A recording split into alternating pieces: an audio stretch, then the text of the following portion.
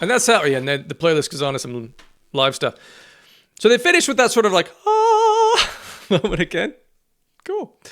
Well, I very much enjoyed that. I wasn't sure that I would, because I haven't really connected much with the recent albums of Linkin Park, basically post Meteora. But this has a lovely balance for me of a bit of the grit and the heaviness of the original style, but also there's a newness, obviously, with a new vocalist. The melodies that are crafted through a lot of these songs are brilliant, not just catchy, but also fucking gorgeous in some of those other songs as well, especially in Good Things Go. That was absolutely phenomenal. And Overflow, I thought was fantastic. There was one song that for me was a miss, which was Casualty. That's the sort of a punk rockish one. I see what they were kind of trying to do with that. I'm not.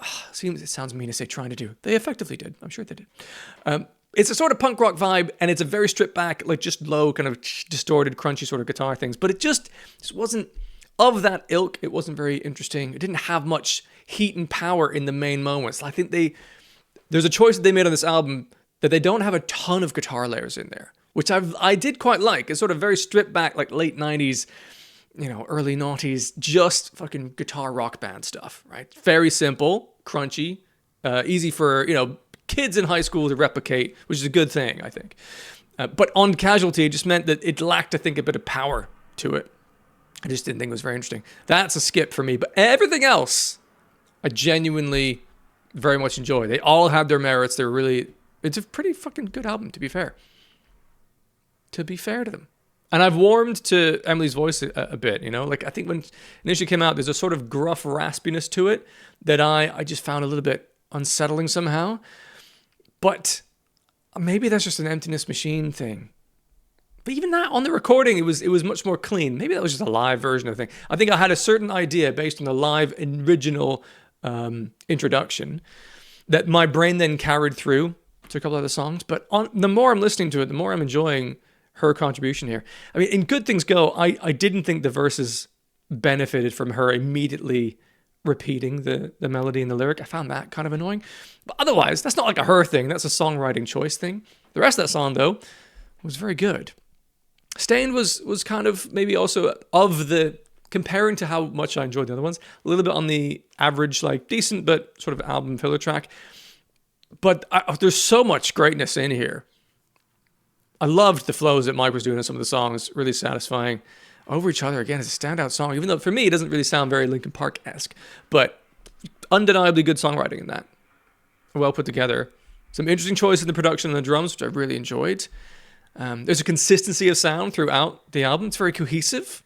And yet every song does stand on its own. There's no two songs that be like, well, they're basically the same.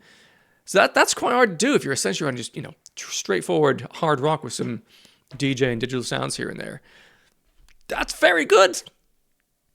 That was well done.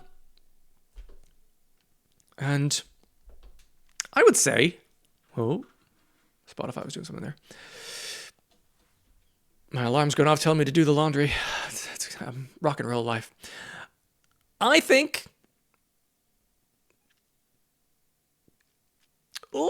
it's tough here, actually. My instinct is to say,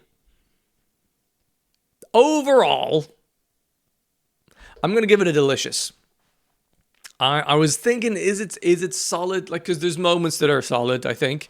But there are also plenty of moments that are delicious. And for me, I can't switch off the context I have of being a Linkin Park fan for, 25 years or something? Yeah, around that. 24, 25 years? A long time.